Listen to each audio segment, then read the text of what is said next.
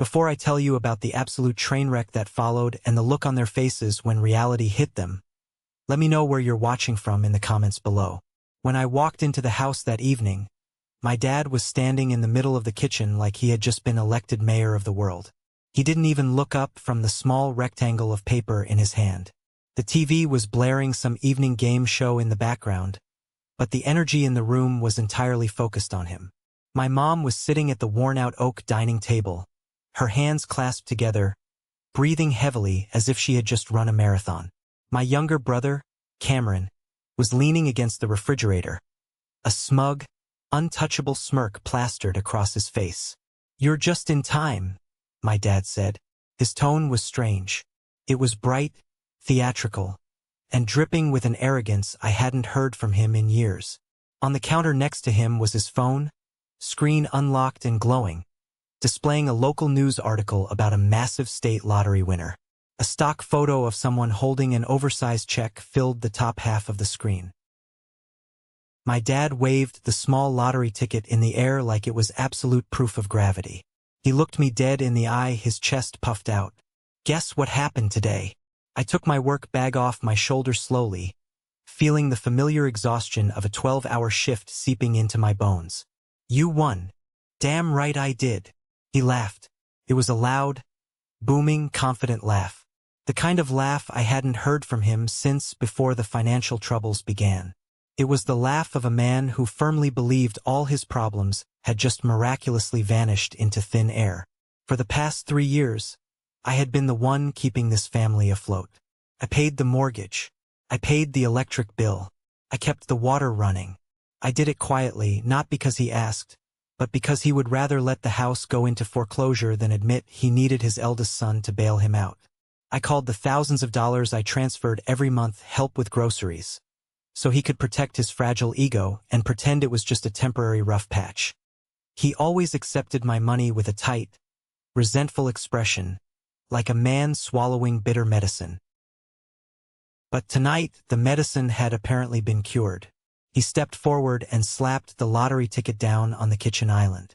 "See this?" I leaned over slightly but didn't pick it up yet. The overhead fluorescent light cast a harsh glare on the glossy paper. "I don't need your help anymore," he said. The words weren't angry. They were triumphant. He sounded like a man announcing he had finally paid off a blood debt to a loan shark. "That's good," I said quietly, keeping my face perfectly neutral. He pointed a thick finger at his phone screen. "Jackpot was announced this morning. Numbers match. Every single one." Then his voice changed. The triumph morphed into something cruel and cold. "You know what else that means?" I didn't answer. I just stared at him. "It means I'm done with this whole situation." He gestured vaguely toward me, toward the front door, toward the quiet, suffocating arrangement that had existed between us for years. "I don't need your dirty money in my house anymore. Get out." Dirty. The word hung in the air, heavy and toxic. My job wasn't illegal. I was a corporate consultant. I worked brutal 80-hour weeks, analyzing spreadsheets and restructuring failing businesses. But to him, because I didn't work with my hands, because I wore a suit, I had sold out. Yet my dirty salary was the only thing keeping a roof over his head. "I'm serious," he sneered, picking the ticket up again and shaking it at me. "You can move out.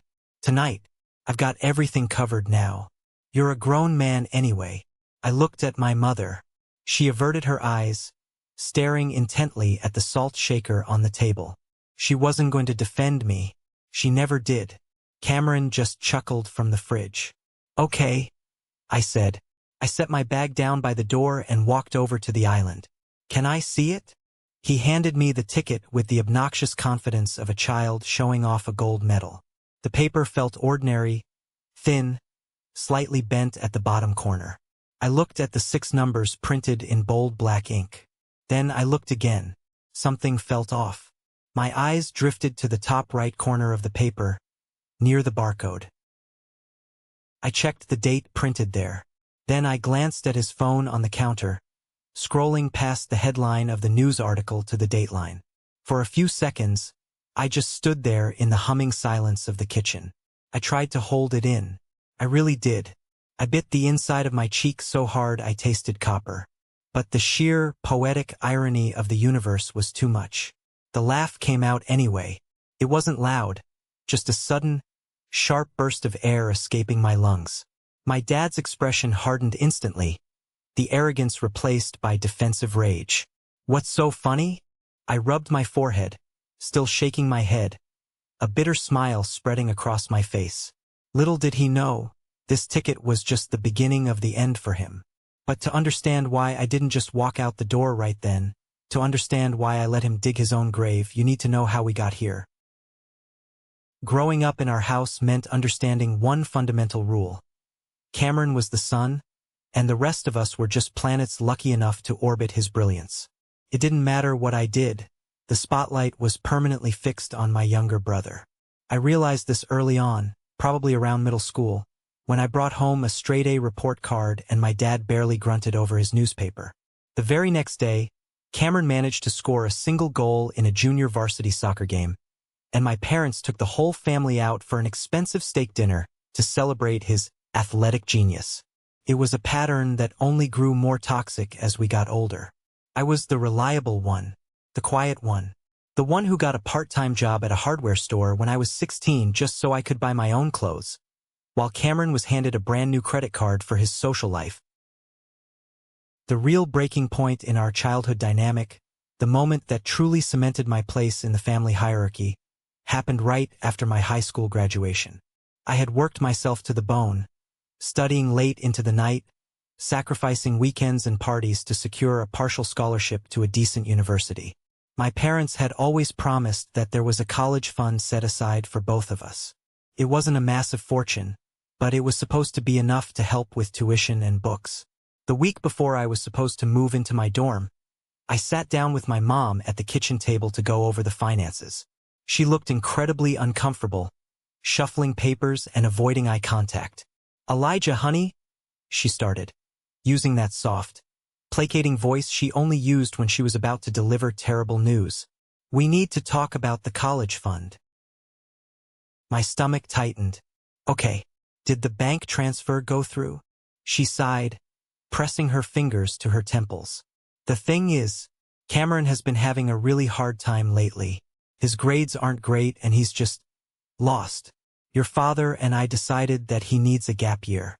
A chance to travel, find himself, figure out his passions before he commits to college." I stared at her, the words processing slowly. "A gap year. To travel. Yes, we're sending him to Europe for 6 months. It's an experiential learning program." "And how are you paying for that?" I asked, though my throat was suddenly dry, and I already knew the answer. She finally looked at me, her eyes defensive. "Elijah, you're so smart. You got that scholarship and you've always been so independent. You can take out student loans to cover the rest. Cameron needs this more than you do. We had to use the college fund for his program." All of it. They had drained my half of the fund to send my brother on a 6-month vacation across Europe because he was lost. I didn't scream. I didn't throw things. I just sat there, feeling a cold, heavy stone settle in the pit of my stomach. I nodded, stood up, and walked out of the room. From that day on, I worked 2 jobs throughout college. I took night classes. I barely slept.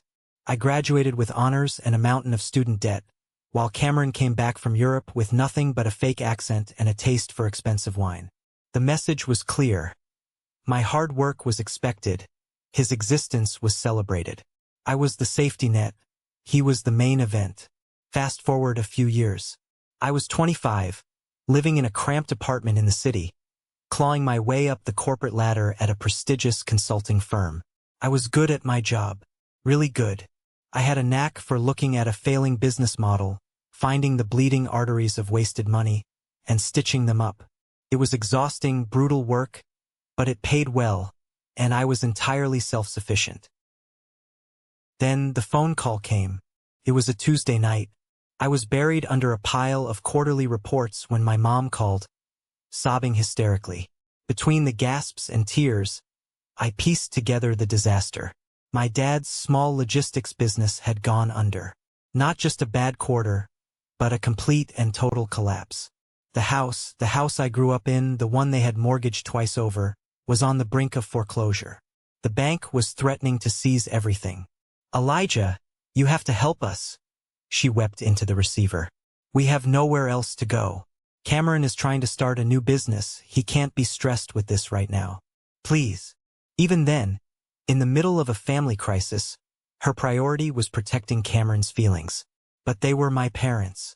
The ingrained sense of duty, the desperate, lingering hope that maybe if I saved them, they would finally look at me the way they looked at him, overrode my common sense. I had just been offered a massive promotion at work. It meant relocating to the firm's Chicago office, a huge salary bump, and a clear path to partnership. It was everything I had been working toward. The next morning, I walked into my boss's office and turned it down. I requested to stay at the local branch, took a lateral move with heavier hours just to secure a consistent, higher performance bonus, and started wiring 60% of my paycheck to my parents' bank account every single month. I moved back to the suburbs to save on rent, renting a tiny, miserable room just a few miles from their house so I could keep an eye on things. That was when I first met Mr. Vance. I was visiting my parents to go over their overdue utility bills when a loud, aggressive knock rattled the front door. I opened it to find a tall, gaunt man in a cheap, ill-fitting gray suit holding a clipboard. He had the dead, tired eyes of a man who spent his life delivering bad news. "Robert here?" he asked, his voice like gravel. "He's not available," I said, stepping onto the porch and closing the door behind me. "I'm his son." "Who are you?" "Vance. Collections." He didn't mince words. He held up a thick stack of papers. "Your father is severely delinquent. If we don't see a cashier's check for $12,000 by Friday, the foreclosure process officially begins. No more extensions." My jaw clenched. $12,000. It was nearly my entire savings, the money I had been hoarding to finally pay off the last chunk of my own student loans. "I'll handle it," I told Vance. He raised an eyebrow, looking at my inexpensive clothes and the beat-up Honda parked in the driveway. "Sure you will, kid. Friday at 5 p.m. I drained my savings account the next day. I paid the bank, paid Vance. I kept the lights on. And when I handed my dad the receipts, he didn't say thank you. He just snatched the papers from my hand, his face flushed with embarrassment and anger. "I would have figured it out," he muttered, refusing to look at me. "I don't need you playing the hero." That was the beginning of the 3-year arrangement. I paid for his life, and in return, he resented me for reminding him of his failure. I became the bank, and my money, the money that kept a roof over his head, became dirty in his eyes simply because I was the one earning it. The financial drain was one thing, but the emotional toll of dealing with my family was a completely different kind of exhaustion. They had a way of twisting reality so that no matter what I did, I was always the villain, and Cameron was always the victim of circumstance. This dynamic was never more obvious than at our family's annual 4th of July barbecue. I had just finished working a 60-hour week and drove straight to my parents' house. Exhausted, wearing jeans and a plain t-shirt, I walked into the backyard to find the grill going, beers flowing, and the extended family gathered around. Sitting in a lawn chair, holding court like a queen, was my Aunt Clara. Clara was my dad's sister, a woman who hid her vicious, judgmental nature behind a veneer of Southern hospitality and fake religious piety. She spotted me walking across the grass and immediately raised her voice so everyone could hear. "Well, look who finally decided to grace us with his presence," Clara crowed, waving a plastic cup of wine. "Elijah, still working yourself into an early grave for those corporate fat cats." I forced a tight smile. "Hi, Aunt Clara. Just busy. Busy making money, I'm sure," she sniffed, turning to a cousin sitting next to her. "You know, it's a shame. Some people get so obsessed with their salary they forget what really matters. Family. Not everyone can be as grounded as our Cameron." I looked across the yard. Cameron was leaning against the fence, wearing a designer polo shirt I knew for a fact he couldn't afford, holding a beer and laughing loudly. "Cameron is doing big things," my mom chimed in, rushing over to refill Clara's cup. He's putting together a pitch for an amazing new tech startup. He's an entrepreneur. Clara beamed. Exactly. Following his passion. Not just chasing a paycheck like some people. She shot me a pointed look. She loved to talk about money, constantly gossiping about who in the family was expecting an inheritance or who was heading for a messy divorce just to get a payout. To her, my steady job was a sign of a lack of ambition. I bit my tongue and walked over to the cooler to grab a water. As I stood there, my phone buzzed in my pocket. It was a text from Sarah, a trusted colleague at the firm. Hey, check your email. Julian just pitched the Alpha Phase restructuring model to the senior partners. My blood ran cold. Julian was a coworker I had considered a friend. We had spent the last 2 months brainstorming a revolutionary new predictive model for corporate restructuring. It was my brainchild, my ticket to the partnership I had delayed to help my parents. I pulled up my email and opened the attached file Sarah had secretly forwarded. It was my model. Every chart, every data point, but with Julian's name plastered across the title slide. I stepped away from the noise of the barbecue, slipping into the quiet hallway of the house. I dialed Julian's number. He answered on the second ring, sounding entirely too cheerful. Hey man, what's up? Julian said.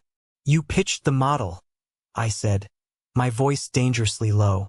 Without me. There was a brief pause, a moment of calculated hesitation. Listen, Elijah, the partners needed something fresh today. You weren't in the office. I had to take the initiative. Don't worry. I'll make sure you get some credit on the back end. You stole my work, Julian. Don't be dramatic, he scoffed. Besides, you've been so distracted lately with all your family drama. You weren't focused. I did what I had to do for the firm. I hung up the phone. I stood in the hallway of the house I was paying for, listening to my family praise the brother who contributed nothing, while a man I trusted stole the career I was sacrificing everything for. The betrayal stung, a sharp, cold knife between the ribs. But instead of marching into the office on Monday and screaming, I made a different choice. I didn't say a word. I started quietly downloading every email, every timestamped draft, every piece of evidence that proved the model was mine. I was learning a harsh lesson. Loyalty was a myth, and if you wanted to survive, you had to build your own leverage. If Julian's betrayal was a knife in the back, what my family did a few months later was the twist of the blade that finally severed my emotional ties to them. It was my 21st birthday. Most people celebrate turning 21 with massive parties, a night out at the bars, or at least a nice dinner with friends. I didn't expect much. Given the financial ruin I was actively managing for my parents, I knew a party was out of the question. But my dad had made one promise. Months ago, when I first started paying the mortgage, my old college car finally gave out. The transmission died, and it was cheaper to scrap it than fix it. I had been taking 2 buses and a train to get to the city for work ever since. It was a brutal commute. My dad, in a rare moment of guilt, had looked at me and said, "When you turn 21, I'll find a cheap used car at the auction. Nothing fancy, but it'll get you to the office. I owe you that much." It was the only thing I asked for. Just a reliable set of wheels to make the 80-hour work weeks slightly less agonizing. On the evening of my birthday, I took the train back to the suburbs, exhausted but feeling a tiny flicker of anticipation. I walked the 2 miles from the station to their house in the crisp autumn air. When I opened the front door, the house was dark. No lights, no smell of dinner cooking. I walked into the kitchen and found a single, hastily scribbled sticky note on the counter. Emergency with Cameron. At his apartment. There's leftover casserole in the fridge. Happy birthday, Mom. I stood in the dim kitchen, staring at the yellow square of paper. I didn't open the fridge. I took out my phone and called my mom. She answered after 5 rings, whispering loudly. Elijah? We can't talk loud. Where are you? I asked, my voice flat. We're at Cameron's. He's in a really bad place, honey. Chloe broke up with him this morning. He's completely devastated. We had to come over and make sure he's okay. Chloe, a girl he had been dating for barely 3 months. It's my birthday, Mom, I said. I know, and I feel terrible. But your brother is falling apart. We'll celebrate next weekend, I promise. What about the car? I asked. The question felt pathetic leaving my mouth, but I needed to know. I needed to hear it. There was a heavy, suffocating silence on the line. Then, a heavy sigh. Elijah, about the car.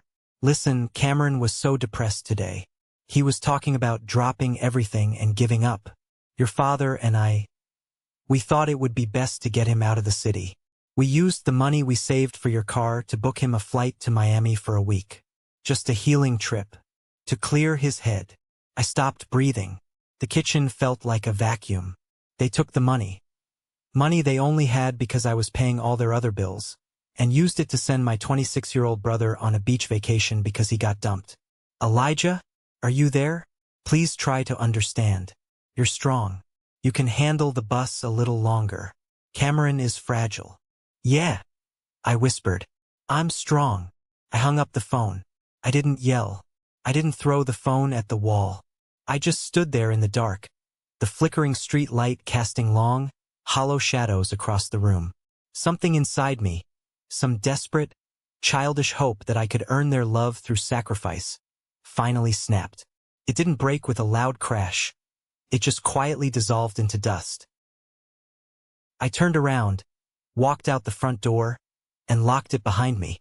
I walked the 2 miles back to the train station in the dark. That night, sitting on a hard plastic seat on the late train back to my miserable rented room, I didn't feel sad anymore. I felt a terrifying, absolute clarity. I was done being the victim. I was done being the safety net. It was time to start building my own empire, and I wasn't going to let any of them know until it was entirely too late. The clarity I found on my 21st birthday changed the way I operated. I kept paying the mortgage, not out of love but out of cold, calculated strategy. If I stopped paying, they would lose the house, and the fallout would be loud and messy. I needed time. I needed quiet. I needed to build my escape hatch. But I also needed to understand exactly what I was paying for. For years, the narrative was that my dad's logistics business had simply failed due to the economy. But the math never added up. The business had assets. It had equipment. It shouldn't have resulted in a personal debt so massive that it threatened foreclosure. One Sunday afternoon, while my parents were out at church and Cameron was sleeping off a hangover at his apartment, I let myself into their house. I went straight to my dad's dusty, cramped home office. He kept everything in a heavy, locked filing cabinet in the corner. I had seen him hide the key in a hollowed-out book on the shelf years ago. He wasn't nearly as clever as he thought he was. I unlocked the cabinet and started digging. I bypassed the old tax returns and utility bills, searching for the thick red folder I had caught him quickly shoving into the bottom drawer a few weeks prior. I found it buried beneath a stack of expired warranties. I sat down at the desk, opened the folder, and started reading. My heart began to pound a slow, heavy rhythm against my ribs. It wasn't a business loan. It wasn't a failed logistics contract. It was a lawsuit settlement and a massive line of credit taken out against the equity of the house. I flipped through the legal jargon, my eyes catching specific names. Cameron's name, and another name I recognized, Dylan. Dylan was Cameron's sleazy, fast-talking friend who claimed to be a lawyer, but spent most of his time hanging around dive bars looking for vulnerable clients. The documents outlined a catastrophic mess. 2 years before the house almost went into foreclosure, Cameron and Dylan had started a boutique investment firm, which was essentially an unlicensed, illegal crypto trading scheme. They had taken money from several private investors, promising massive returns, and lost absolutely everything. When the investors threatened to go to the police and have Cameron arrested for fraud, my dad panicked. Instead of letting Cameron face the consequences of his actions, my dad hired a real lawyer, settled with the investors out of court to keep them quiet, and took out a massive, ruinous second mortgage on the house to pay the hush money. The debt I had been killing myself to pay off for 3 years, the promotion I had turned down, the 80-hour work weeks. It wasn't to save my parents' home from an economic downturn. It was to keep my golden child brother out of a federal prison. I gripped the edges of the paper so hard my knuckles turned white. They had lied to me. Every time I handed over a check, every time my dad looked at me with resentment, every time my mom begged me to keep helping the family, they knew exactly what they were doing. They were using my blood, sweat, and future to subsidize Cameron's crimes. A cold, dark fury settled over me. It wasn't a hot, explosive anger. It was ice. I carefully placed the documents back into the red folder, put the folder exactly where I found it, and locked the cabinet. I wiped my fingerprints off the desk. They thought I was their obedient, naive ATM. They had no idea they had just handed me the match to burn their entire lie to the ground. I couldn't just leave after finding that folder. I needed to look one of them in the eye and see if there was a shred of guilt, a single ounce of remorse for what they had done to me. I chose my mother. She was the one who always played the peacemaker, the one who cried and begged and manipulated my emotions using the sacred bond of family. I waited in the kitchen until I heard the garage door open. My mom walked in alone, carrying a small bag of groceries. She looked surprised to see me sitting at the island. "Elijah, I didn't know you were coming over. Your father went to the hardware store." "I know," I said, my voice eerily calm. "I waited until he left. We need to talk, Mom." She set the groceries down, her maternal instincts sensing the shift in my demeanor. "What is it? Are you okay? Did something happen at work?" "I was looking for some old tax documents in Dad's office," I lied smoothly. "I couldn't find them, but I found the red folder in the bottom drawer instead. The settlement papers." Her face drained of all color. It was instantaneous. The warm, welcoming motherly facade shattered, revealing sheer panic underneath. She gripped the edge of the counter, her knuckles turning white. "Elijah, you shouldn't have been in there. You lied to me," I said, keeping my voice perfectly level. "For 3 years, you watched me give up a promotion, move into a shoebox, and work myself into the ground, and you told me it was because Dad's business failed. But it was Cameron. He committed fraud, and you mortgaged this house to pay off his victims." Tears immediately sprang to her eyes. It was her default defense mechanism. "You don't understand. He was young, he got mixed up with Dylan, he didn't know what he was doing. If those people went to the police, his life would have been ruined. He would have gone to jail. So you ruined my life instead?" I asked. "We didn't ruin your life," she cried, stepping toward me, her hands pleading. "You're smart. You're capable. You always figure things out. Cameron isn't like you. He's fragile. He makes mistakes. He's your brother, Elijah. We had to protect him. We're a family." "You protected a criminal," I said coldly, "and you made me pay the ransom. Did you ever, for 1 second, think about what this was doing to me?" She stopped crying. The tears were gone, replaced by a hard, desperate calculation. "We did what we had to do," she whispered fiercely. "And you're going to keep paying the mortgage, Elijah. Because if you stop, the house is gone, and the stress will kill your father. You can't do that to us. You're the responsible one." I stared at her. I really looked at the woman who gave birth to me. There was no love in her eyes. There was only necessity. I wasn't a son to her.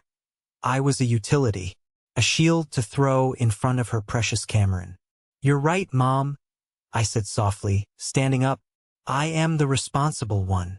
I walked past her, out the door, and into the crisp air. The last shred of guilt I carried, the lingering doubt that maybe I owed them something because they raised me, evaporated completely. They had made their choice. They chose Cameron. Now I was going to choose myself, and I was going to make sure that when the house of cards finally collapsed, I wouldn't be standing underneath it. The very next morning, I walked into the corporate office and went straight to the employee cafeteria. I scanned the room and found Sarah sitting alone in a corner booth, nursing a black coffee and reviewing a spreadsheet. Sarah was brilliant, ruthless, and entirely underappreciated by the senior partners. She was the only person at the firm who knew Julian had stolen my model, and she was the only person I trusted. I slid into the booth across from her. "I need your help, and I need a partner," She didn't look up from her screen immediately. I'm listening. Julian stealing my model was a wake-up call. The firm is never going to give us the credit or the equity we deserve. We're just billable hours to them. I'm starting my own consulting firm. A shadow firm for now. We operate quietly, poaching mid-tier clients the firm ignores. When we're big enough, we leave and take the accounts with us. Sarah finally closed her laptop and looked at me, her eyes sharp and assessing. A shadow firm, while working 80 hours a week here. And you want me to co-found it. You handle the operational logistics, the legal structure, and client acquisition. I'll handle the strategy, the financial modeling, and the execution. We split everything 50-50. You know I'm the best analyst here, Sarah. And I know you're the best closer. A slow, dangerous smile spread across her face. I like a man with a vendetta. What's the catch? The catch is we do not sleep for the next 18 months, I said. That was the beginning of the most grueling, exhilarating period of my life. By day, I was the obedient corporate drone, churning out reports and keeping my head down, letting Julian take the spotlight while I gathered intelligence. By night, I was sitting in Sarah's cramped apartment, drinking awful instant coffee, building our empire brick by brick. We called the firm Aegis Consulting. We started small, offering cut-rate restructuring audits to struggling local businesses. We worked from midnight until 4 a.m., slept for 2 hours, and then went to our day jobs. It was torture, but the success was intoxicating. Because I was no longer putting all my emotional energy into saving my toxic family, I poured every ounce of my aggression and intelligence into Aegis. We were ruthless. We found inefficiencies in companies that older, bloated consulting firms missed. Word of mouth spread. Within a year, we weren't taking mid-tier clients anymore. We were bidding against our own corporate employer for regional contracts. All the while, I kept up the charade at home. I continued to transfer the exact amount for the mortgage every month. I drove my beat-up car. I wore the same cheap suits. Whenever I visited my parents, I played the part of the exhausted, miserable son perfectly. My dad still treated me with disdain, my mom still coddled Cameron, and Cameron was still failing upward, having recently landed a middle management job at a massive logistics and shipping corporation through one of his sleazy networking connections. They thought they had me trapped in a cage of obligation. They had no idea I had already picked the lock, built a fortress outside, and was simply waiting for the perfect moment to step out and lock the door behind me. 18 months after Sarah and I shook hands in the cafeteria, the moment that would define the rest of my life finally arrived. Aegis Consulting had grown massive. We had officially quit our day jobs 6 months prior, taking 3 major clients with us. Julian had tried to sue us, but Sarah had ironclad NDAs and non-competes that left him powerless.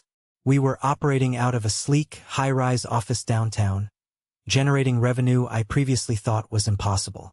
One Tuesday afternoon, Sarah walked into my corner office and dropped a massive, leather-bound dossier onto my desk.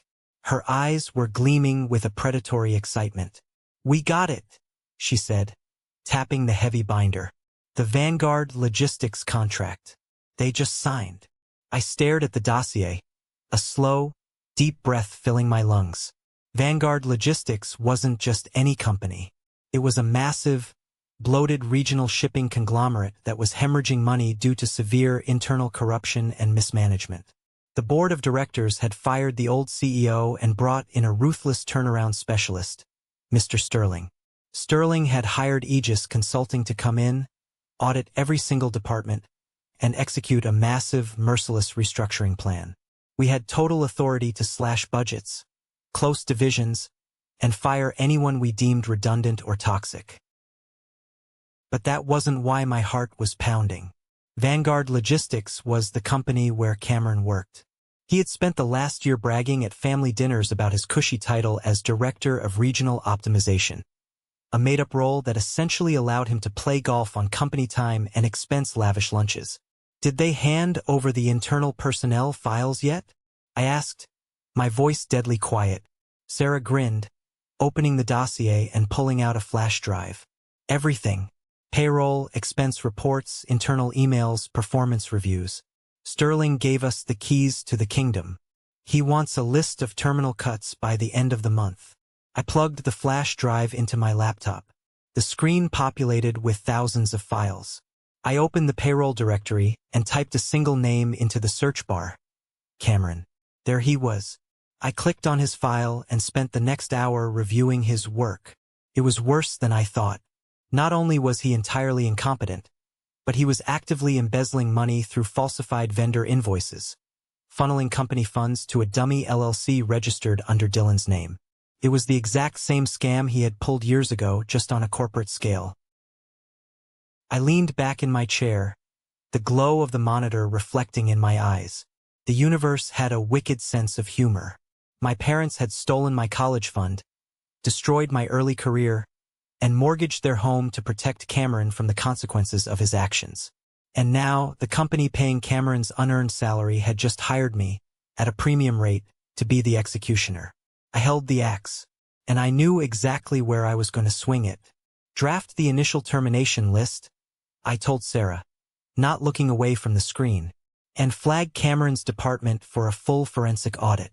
I want every stolen cent documented before we hand him over to Sterling. The storm wasn't just coming anymore. I was the storm, and it was about to make landfall. Despite the massive success of Aegis Consulting, I maintained absolute secrecy about my wealth. I didn't want my family to know I had money, because the second they found out, the emotional blackmail would escalate from paying a mortgage to funding their entire lavish lifestyle. I needed to cut the cord cleanly on my own terms. But I did allow myself 2 indulgences. The first was a house. I hired Chloe, a discreet and highly effective real estate agent, to find me a property far away from the suburbs where my parents lived. She found a stunning, modern home nestled in the hills, surrounded by trees, with a massive garage and floor-to-ceiling windows. I bought it in cash under an LLC to keep my name off public records. It was empty, quiet, and entirely mine. The second indulgence was a car. I walked into a high-end dealership downtown, wearing a sharp tailored suit, and pointed at the showroom floor. A sleek, midnight black Porsche 911 Carrera.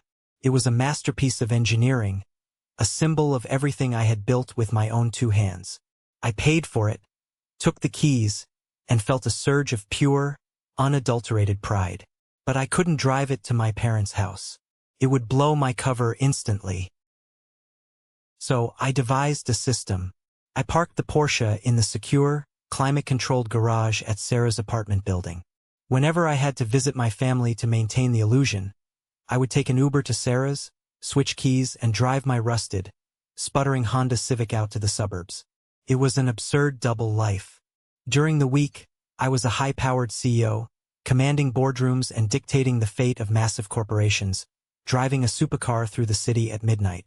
On Sunday afternoons, I was the defeated, exhausted son, pulling up to my parents' driveway in a car that sounded like a dying lawnmower, walking in to endure my father's sneers and my mother's fake pity. "You're a masochist?" Sarah told me one evening, watching me toss the Porsche keys onto her counter and pick up the tarnished Honda key. "You have millions in the bank, and you're still going over there to let them treat you like garbage. Why don't you just stop sending the checks and ghost them?" "Because ghosting is too easy," I replied, zipping up my cheap jacket. "If I just disappear, they'll spin a narrative where I'm the ungrateful son who abandoned them. They'll play the victim forever. I need them to pull the trigger themselves. I need them to push me out so they can never, ever claim I didn't do everything I could. I needed the finale to be undeniable. I needed my father's arrogance to be his own undoing. I just didn't realize how quickly and how spectacularly the universe was going to hand me the perfect setup. I drove the clunker out to the suburbs, the engine whining in protest on the highway. I parked in the driveway, took a deep breath, and walked toward the front door, preparing myself for another evening of subtle insults. I had no idea that tonight was the night the bomb was finally going to detonate. The atmosphere inside the house was thick with a frantic, desperate energy before I even took my shoes off. Usually, Sunday dinners were filled with the dull hum of the TV and Cameron talking loudly about himself. Tonight it was chaotic. My mom was pacing the kitchen, chewing her fingernails. Cameron was sitting on the couch, aggressively tapping his foot, his phone pressed to his ear. He looked pale, sweating profusely through his shirt. My dad was standing by the window, peering out into the street like he was expecting the FBI to roll up. "What's going on?" I asked, dropping my keys on the console table. "It's Cameron's company," my mom whispered, rushing over to me and grabbing my arm. "Vanguard Logistics. They brought in some horrible, vicious consulting firm to restructure the whole place. They're firing people left and right. Whole departments are just gone. Cameron heard a rumor today that his division is on the chopping block." I kept my face completely blank, masking the surge of adrenaline coursing through my veins. "Really? That's unfortunate." "Unfortunate?" my dad snapped, turning away from the window. "It's a disaster. He's a director. If he loses this job, he loses his apartment. He loses everything. He'll find another job," I said calmly. "He has a great resume, right?" Cameron glared at me from the couch, hanging up his phone. "Shut up, Elijah. You don't know anything about corporate politics. The consultants they brought in are butchers. No one knows who the lead partner is, but the guy is a psycho. He's freezing accounts, auditing expenses. It's a bloodbath." I had to bite the inside of my cheek to stop from smiling. The psycho butcher was standing right in their living room, wearing a $20 sweater from a discount rack. The panic in the room was palpable because they all knew the truth. If Cameron got audited, he wasn't just going to get fired. He was going to jail for embezzlement. And my parents couldn't take out a third mortgage to save him this time. They were trapped. In a state of sheer, blind desperation, my dad had done the only thing a man who refuses to take responsibility can do. He had gone to the corner store and bought $50 worth of lottery tickets for the massive state jackpot being drawn that night. "If I hit this," my dad muttered, pacing the floor, clutching a stack of tickets. "If I hit this, everything is solved. We pay off the house, we set Cameron up with his own business, and we're done." He didn't mention me. In his fantasy of sudden wealth, I didn't exist. I was just the heavy burden he could finally drop. Later that evening, after the news announced the winning numbers, the house descended into an eerie silence. I was in the kitchen, washing my plate, preparing to leave and drive my terrible car back to the city. That was when my dad walked in, his eyes wide, staring at a single ticket in his hand. The TV was blaring the replay of the draw. He looked at the ticket. He looked at the TV. Then he looked at me. The desperate panic in his eyes vanished, instantly replaced by a towering, monstrous arrogance. He had checked the numbers. He thought he had won. And that brings us right back to the beginning. The moment he slapped that ticket on the counter, looked me dead in the eye, and told me to get my dirty money out of his house. He had just fired his only lifeline, entirely convinced he was a millionaire. And I was standing there, looking at a ticket that had expired 7 days ago. He pointed his thick finger directly at the front door. "I am absolutely serious. Get your things, take your dirty money, and get out of my house. I am done looking at you. I am done pretending we need you." I stood there on the linoleum floor of the kitchen I had been paying for.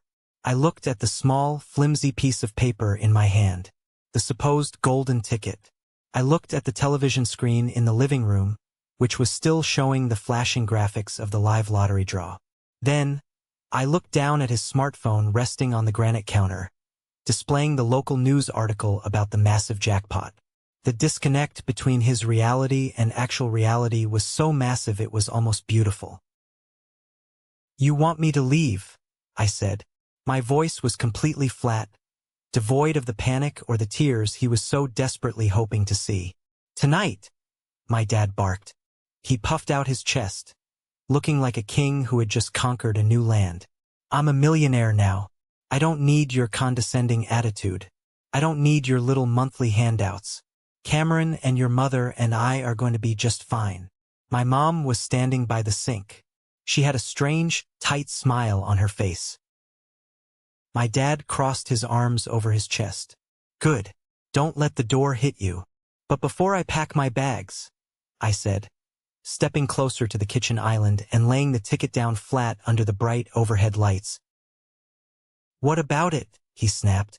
The jackpot they announced this morning, the one on your phone, I explained, speaking slowly and clearly as if I were talking to a very stubborn child, is for the drawing happening tonight.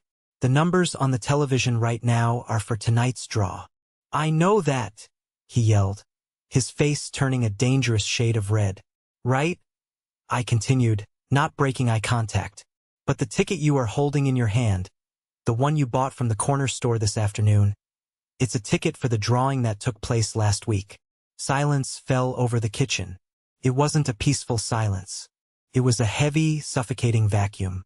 The only sound was the distant hum of the refrigerator and the overly enthusiastic voice of the lottery announcer on the television in the other room. My dad's eyes darted from the ticket to my face, then back to the ticket. He snatched it off the counter and shoved it inches from his face. His lips moved silently as he read the tiny, black printed date next to the barcode. No, he muttered. No, that's not right. The guy at the register gave me the wrong one. He printed the wrong ticket. The machine prints what you ask for, Dad, I said. You bought a ticket for a drawing that already happened. Your numbers match tonight's draw, but your ticket is completely useless. It's garbage. You didn't win anything. Martha let out a sharp gasp, dropping the dish towel she had been holding. It hit the floor with a soft thud. Robert? What is he talking about? Tell him he's lying. My dad didn't answer her. His hands started to shake. The color completely drained from his face, leaving him looking pale and suddenly very old. He grabbed his phone from the counter, his fingers fumbling clumsily across the screen as he tried to pull up the official state lottery website. He typed in the numbers. He checked the dates. He refreshed the page. He did it again and again. I just watched him. I watched the fantasy of his unearned wealth evaporate into thin air. I watched the realization wash over him that he was still the same man, with the same crushing debt, living in the same house he couldn't afford. He didn't scream. He didn't throw the phone. His shoulders just slumped, dropping entirely as the last ounce of fight left his body. He stared blankly at the screen. I need to be sure, he whispered. It was a pathetic, broken sound. He turned around, grabbed his heavy winter coat off the hook by the back door, and walked out without another word. The door slammed shut behind him. He was going to the corner store to use the scanner. He needed a machine to tell him what I had already proven. My mom rushed over to the island, picking up the ticket my dad had dropped. She stared at it, her eyes wide with mounting terror. Cameron had finally gotten off the couch and walked into the kitchen. The smug grin was completely gone, replaced by a look of absolute panic. Is he right? Cameron asked my mom, his voice trembling. Did Dad screw it up? Martha didn't answer. She just covered her mouth with her hand and started to cry. I didn't stay in the kitchen to watch the meltdown. I walked down the hall to the small, cramped guest bedroom where I kept a few changes of clothes for the nights I worked too late to drive back to the city. I pulled my duffel bag out of the closet and started packing. I folded my shirts perfectly. I packed my toiletries. I was in no rush. For the first time in 3 years, I felt incredibly light. The invisible chains of obligation that had bound me to this house were finally broken. He had fired me. He had told me to leave. I was just following his orders. An hour passed. I was sitting on the edge of the guest bed, fully packed, staring at the wall. Then, I heard the heavy rumble of my dad's truck pulling into the driveway. The engine cut off. The front door opened and closed heavily. Heavy footsteps dragged across the hardwood floor into the kitchen. I grabbed my duffel bag, slung it over my shoulder, and walked down the hallway. My dad was sitting at the kitchen table. His coat was still on. He was staring at his empty hands. The store clerk had confirmed it. The ticket was a loser, not a single dime. The silence in the room was deafening. Martha was sitting across from him, her face pale and tear-stained. Cameron was pacing back and forth near the refrigerator, chewing on his thumbnail. When I walked into the room with my bag, they all froze. My dad looked up at me. The arrogance was completely gone. The hatred was gone. The only thing left in his eyes was pure, unfiltered fear.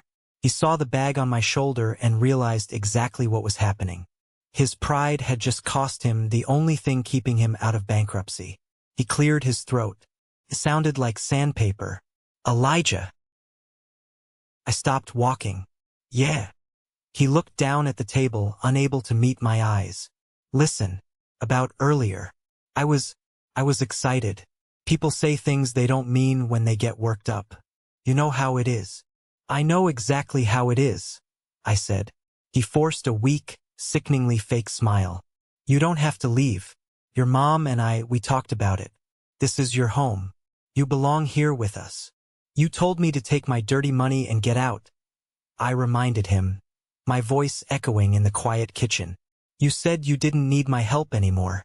You were very clear. I made a mistake, he yelled, his voice cracking with desperation. Okay? Is that what you want to hear? I messed up. The ticket is useless. If you leave, we lose the house. Vance will be here by the end of the month.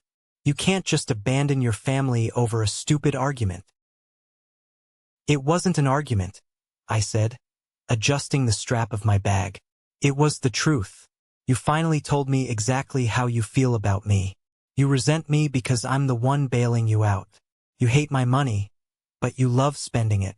You chose Cameron's crimes over my future, and you expected me to just swallow it forever. Martha stood up, rushing toward me, her hands reaching out to grab my arm. Elijah, please, don't do this. Think about your brother. Vanguard Logistics is restructuring. He might lose his job this week. If you stop paying the mortgage, he'll be homeless. We'll all be homeless. Have some compassion. Before I could respond to her pathetic plea, the front door violently burst open. Cameron's sleazy friend, Dylan, wasn't there to save him this time. Cameron stood in the doorway, completely out of breath. His tie was loosened, his expensive shirt was wrinkled, and his face was entirely flushed. He looked like a man who had just run a marathon while having a panic attack. He stumbled into the living room, ignoring my mom, ignoring my dad, and collapsed onto the couch. He buried his face in his hands and let out a loud, wretched sob. Cameron! Martha shrieked, abandoning me and running to her golden child. Honey, what is it? What happened? Cameron looked up, his face slick with sweat and tears. He was hyperventilating. I'm done. It's over. They fired me. They fired my whole department. My dad stood up so fast his chair scraped loudly against the floor. What do you mean they fired you? You're a director. It doesn't matter. Cameron yelled, his voice bordering on hysterical. The consultants, Aegis Consulting, they came in today. They froze all my corporate accounts. They seized my laptop. They had security escort me out of the building in front of everyone. They can't do that. Martha cried, rubbing his shoulders. We'll get a lawyer. We'll sue them for wrongful termination. We can't get a lawyer, Mom. Cameron screamed, pushing her hands away. They didn't just fire me. They audited my vendor accounts. They found the dummy LLC. They found the money I was funneling to Dylan. The lead partner of Aegis, whoever this psycho is, he blacklisted me. He handed the file over to the corporate legal team. Vanguard is pressing charges. They're coming after me for everything. The room spun. My dad fell back into his chair, gripping his chest. My mom started wailing. The absolute worst-case scenario had just landed squarely in their laps. Cameron wasn't just unemployed. He was facing a massive corporate lawsuit and potential federal prison time for embezzlement. Again. And this time, there was no house equity left to bail him out. Who did this? My dad demanded, his face purple with rage. Who is the lead partner of this Aegis firm? Give me a name. I'll go down there myself and tear him apart. I stood by the kitchen island, watching the chaos unfold. The moment was so perfect, so incredibly satisfying. that I almost felt bad for how much I was enjoying it. Almost. I reached into the inner pocket of my cheap, faded jacket. I pulled out a heavy, matte black card holder. I snapped it open and pulled out a single, thick, gold-foiled business card. I walked over to the coffee table in the living room. Cameron was shaking, staring blankly at the floor. My parents were screaming at each other about finding a lawyer. I tossed the business card onto the glass table. It landed with a sharp, heavy clink that cut through the noise. Cameron's eyes darted to the card. He leaned forward. He read the embossed gold lettering. Elijah Senior Managing Partner Aegis Consulting Group. Cameron stopped breathing. He stared at the card, then slowly, agonizingly, raised his head to look at me. The confusion in his eyes morphed into sheer, unadulterated terror. "You," he whispered, his voice cracking. "It was you." My dad stopped yelling. He looked at Cameron, then looked at the card on the table. He snatched it up, reading it. His hands started to shake uncontrollably. "What is this? This is a joke. This is a sick joke." "It's not a joke," I said smoothly. I pulled my phone out of my pocket and dialed a number. I put it on speakerphone and set it next to the business card. It rang twice before a deep, authoritative voice answered. "Elijah, tell me you have good news regarding the Vanguard audit." "I do, Mr. Sterling," I said, watching my family's faces turn to stone. "The Regional Optimization Department has been completely liquidated. The embezzled funds have been traced, and the termination of the regional director was executed successfully." "Excellent work, Elijah," the CEO of Vanguard Logistics said through the speaker. "Your firm is worth every penny. Have your legal team send over the prosecution files by morning. We're going to bury that thief. Consider it done. Have a good evening, Mr. Sterling." I ended the call. I picked up my phone and slipped it back into my pocket. The silence in the room was absolute. It was the silence of total destruction. They realized all at once that the son they had treated like a doormat, the son they had robbed and discarded, was the one holding the axe over their heads. "You destroyed my life?" Cameron whispered, tears streaming down his face. "This is the moment that changes everything, the moment I finally took back control of my life. Thank you so much for your patience and for staying with me until now. You've been amazing." The driver's side window rolled down. Sarah was sitting behind the wheel, wearing dark sunglasses despite the fact that it was 10 o'clock at night. She rested her elbow on the door frame and flashed me a razor-sharp grin. "Delivery for the senior managing partner," she called out. I walked over, tossed my duffel bag into the small trunk, and walked around to the driver's side. Sarah climbed over the center console into the passenger seat, leaving the wheel to me. Just as I opened the heavy, engineered door of the Porsche, I heard the front door of the house crash open. My dad, my mom, and Cameron spilled out onto the front porch. They had snapped out of their shock and chased after me, probably to beg, scream, or threaten me. But they all stopped dead in their tracks the second they saw what I was standing next to. My dad's jaw actually dropped. He was a car guy. He knew exactly what a 911 Carrera cost. He looked at the Porsche, then looked at my rusted Honda, then looked at my tailored suit, finally understanding the massive, elaborate illusion I had maintained for years. "Elijah!" my mom screamed, running halfway down the lawn, her arms flailing. "Elijah, wait. We can fix this. We're family. You can't just leave us like this." I stood by the open door of the Porsche. I reached into my pocket and pulled out the old, brass key to their front door. The key to the house I had saved from foreclosure. The key I would never use again. I didn't say a word. I just tossed the key onto the concrete driveway. It landed with a sharp clink, bouncing once before settling near the tires of my old Honda. I slid into the low, leather bucket seat of the Porsche. I grabbed the door handle and pulled it shut. The heavy thud cut off the sound of my mother's hysterical sobbing. I turned the ignition. The flat-six engine roared to life, a deep, aggressive growl that shook the pavement. I shifted into gear, hit the gas, and left them standing in the glow of the taillights, a pathetic portrait of a ruined family. As we sped down the highway toward the city, Sarah looked over at me. "So, how did it feel?" I kept my eyes on the road, feeling the immense power of the car beneath me. It felt like waking up from a really long nightmare. The fallout was rapid and entirely merciless. I didn't answer any phone calls. I blocked my parents' numbers. I blocked Cameron. I blocked Aunt Clara. I completely severed the communication line. I moved into my new house in the hills, focused on running Aegis Consulting, and watched the collateral damage unfold from a very comfortable distance. Exactly 2 weeks after I left, on a gloomy Tuesday morning, the inevitable happened. I was sitting in my home office, reviewing a quarterly report, when my private cell phone rang. It was an unknown number, but the area code belonged to my old hometown. I let it ring 3 times before picking it up. "Hello, Elijah." "Oh, thank God you picked up." It was my mother. She sounded completely unhinged, her voice hoarse from crying. She must have borrowed a neighbor's phone to bypass my block. "Make it fast, Martha," I said coldly. "He's here," she sobbed, the panic radiating through the phone. "Mr. Vance is here.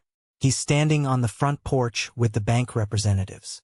They're posting the foreclosure notice on the door. Elijah, they're taking the house. You missed the payment." "I didn't miss the payment," I corrected her. "I stopped making it. There's a difference." "You can't do this," she screamed. "Your father is having chest pains. Cameron is locked in his room because Vanguard's legal team officially filed the lawsuit this morning. He needs a criminal defense lawyer. Elijah, the retainer is $50,000. We have nothing. You have all that money, you have a Porsche, you own that company. You have to save your brother." Even now, even while standing on the porch of the house she was losing, her primary concern was Cameron. The delusion was absolute. "You made your choice 3 years ago," I said, my voice steady and completely void of sympathy. "You chose to protect Cameron's fraud over my future. You took my college fund. You took my car money. You took my salary. You chose Cameron. Now you get to deal with the consequences of your golden child. Please, we're your family. You're a financial liability," I said, "and I just cut my losses. Don't call this number again." I hung up the phone. I blocked the number. I stood up, walked over to the massive floor-to-ceiling window of my office, and looked out at the rolling green hills. For the first time in my life, I felt truly, completely safe. The storm had finally passed, and the wreckage they were dealing with was entirely their own creation. 6 months is a long time in the corporate world, but it's an eternity when your life is rapidly disintegrating. I heard about the final collapse of my family through the grapevine. Despite my best efforts to cut all ties, information has a funny way of finding you, especially when you have neighbors who live for neighborhood gossip.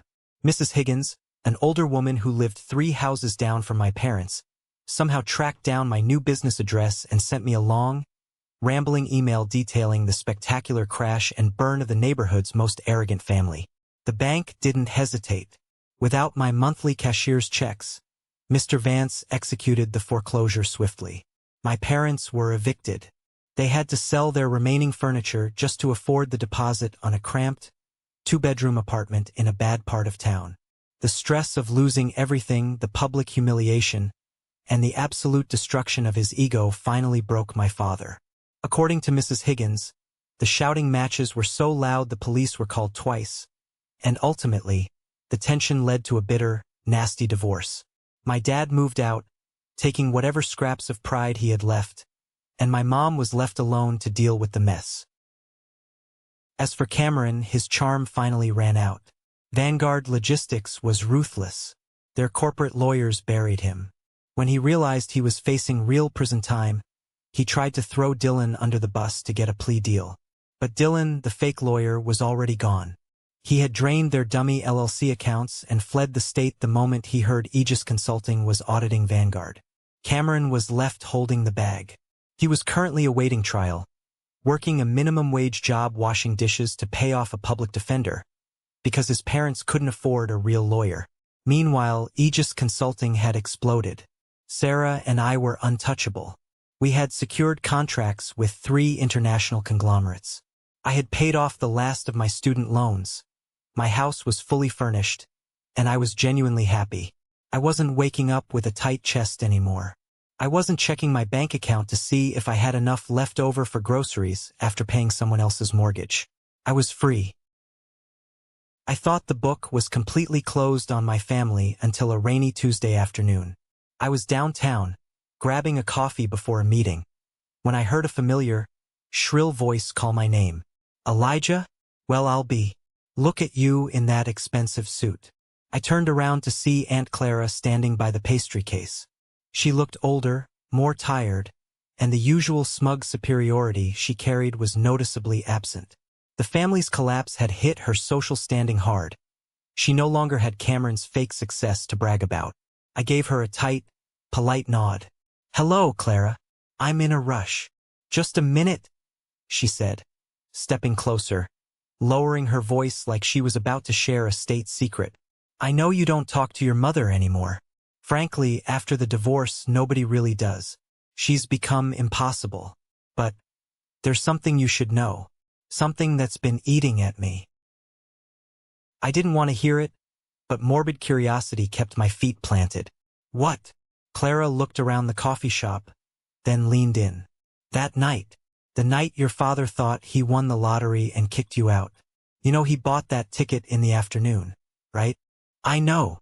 Well, Clara whispered, her eyes wide. Martha told me what happened before you got there. Your father left the ticket on the kitchen counter when he went to take a shower. Martha looked at it. She saw the date.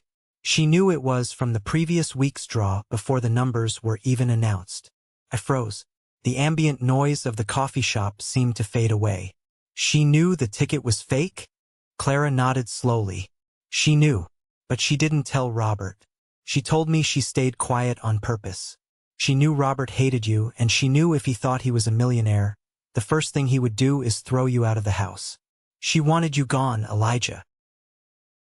A cold, heavy realization settled over me. Why? Because of Cameron's lawsuit, Clara said grimly. She knew Vanguard was coming after him. If you were still in the house, you would demand they use the lottery money to pay you back for the mortgage. She wanted Robert to kick you out so she could convince him to give the entire jackpot to Cameron for his legal defense. She let him humiliate you. She let him kick you to the curb, all to secure the bag for her golden boy. The sheer, calculated malice of it took my breath away. It wasn't just my father's blind arrogance. It was my mother's predatory greed. She was willing to let me be thrown onto the street just to monopolize a fortune that didn't even exist. I let out a low, humorless laugh. It was the final puzzle piece, the absolute confirmation that I had made the right choice. Thank you for telling me, Clara, I said softly. I just thought you should know, she murmured, looking down at her coffee. You were the only good thing in that family, Elijah, and they threw you away. I turned and walked out of the coffee shop into the rain. I didn't feel angry. I didn't feel sad. I just felt an overwhelming sense of relief. The bridge wasn't just burned. The ashes had been scattered to the wind.